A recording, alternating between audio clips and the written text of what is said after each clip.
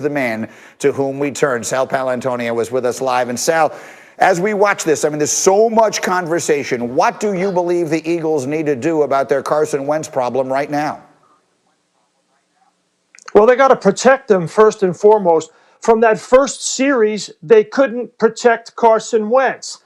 Jamal Adams terrorized him the entire game. Everybody knows, if you watch our show, the matchup show, everybody knows that the Seahawks have been bringing the blitz more and more this season, and they couldn't block them. The Eagles had their 10th different offensive line combination, most in the National Football League, and they couldn't protect Carson Wentz. And Greeny, Michael, if you're not going to protect Carson Wentz, the quarterback, at least protect Carson Wentz, the asset, right?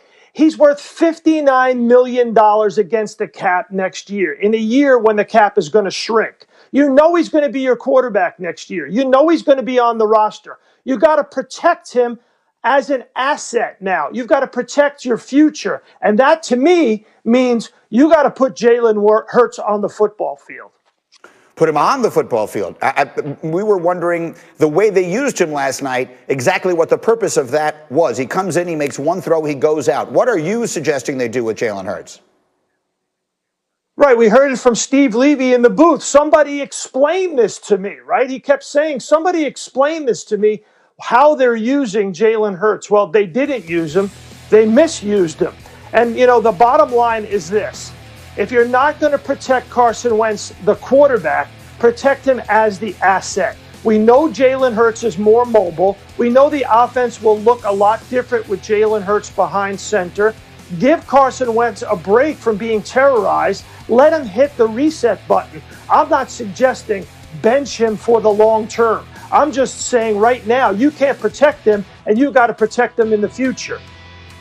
So you're saying basically give him a week or two off to sit and watch. It's an interesting suggestion. In any other season, I might agree, but they are still, as awful as it has all been, they're still very much in the chase in this ridiculous division they play in. Where does that come into all of this?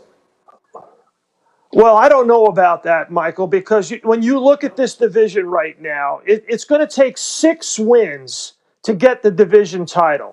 Now, if you look at the rest of the division, the Giants have the easiest road, but because Daniel Jones is hurt and iffy, you don't know if the Giants can get there.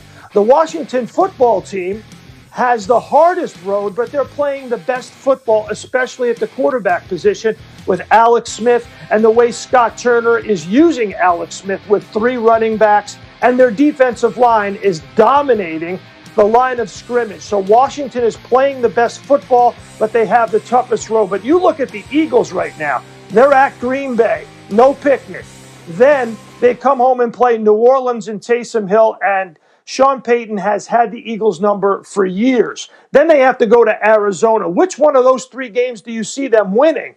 Then they have to go to Dallas, and then they finish up against Washington, where Washington could be in a position to ice the division. So I don't think the Eagles have an easy road at all to get to the division title. And I think it's very, very important for him to send, Doug Peterson, to send the message that we're going to do everything we possibly can, including using Jalen Hurts in a meaningful way to get this team moving forward, to get the team energized and inspired on offense. Let me ask you quickly, because Wentz isn't going anywhere based on the contract.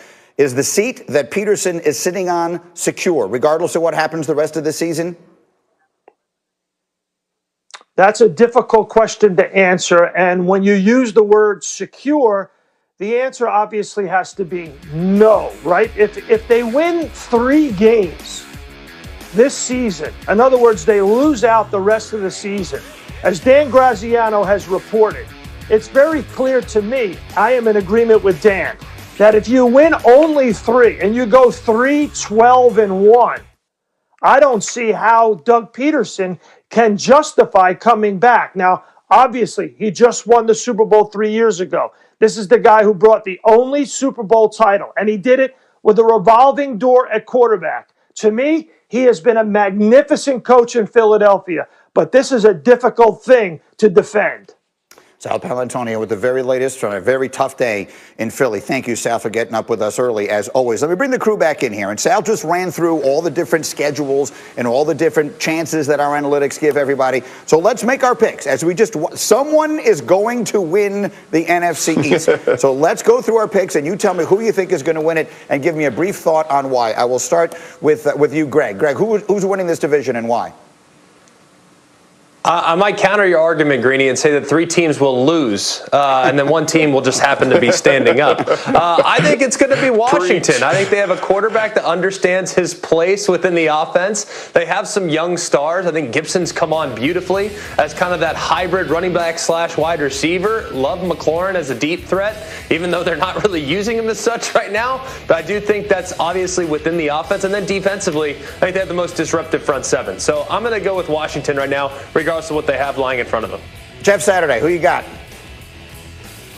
I'm going Washington as well, and exactly what Greg said, right? Defensively, their front 7 is as good as there is in the league. I think they lead the league in pass rush the last 9 weeks. I mean, they are flat out getting, if they can control the line of scrimmage that way and dominate, their offense just has to basically survive to get some wins, especially in this division. You know, when you look at everybody else with Daniel Jones' injury, the Cowboys' offensive line has been decimated. I mean, this is just the team that has the best opportunity to get the win. I'm going Washington. Graziano? I think it's nuts that this would be unanimous, but I'm going with Washington too. Look, I look at around the division, look at all the different units, the offenses, defenses for each team. Which one has the best opportunity to be excellent down the stretch? Not just good enough, but excellent. It's Washington's defense, especially that defensive line, that front 7. So you have the ability to elevate beyond where I think the other teams have the ability to elevate right now on offense or defense. I think that gives them the edge. I'd rather take the team that's playing the best than the team that has the easiest schedule, because I think that can be, that can be figured out different ways. So I like the way Washington's playing right now. I like the way the Giants are playing right now too, but the quarterback's hurt, and that makes me hesitant on them. Right, and so it's not going to be unanimous, because I am going to take the Giants, and I do it with the caveat that if Daniel Jones can't play at all the rest of the season, that's the end of that. But if you have actually watched them the last few weeks, they're actually not terrible. Like in this division, that is extraordinary praise. But the Giants' defense has gone. And I got to give a lot of credit to the coach of the Giants. When this season began, I thought they might have the worst defense in the NFL. They've been much better. They've developed receivers who are actually pretty good. And the quarterback has been good. Now, again, he's hurt. And if that hamstring keeps him out for the remainder of the way, then I would jump on board.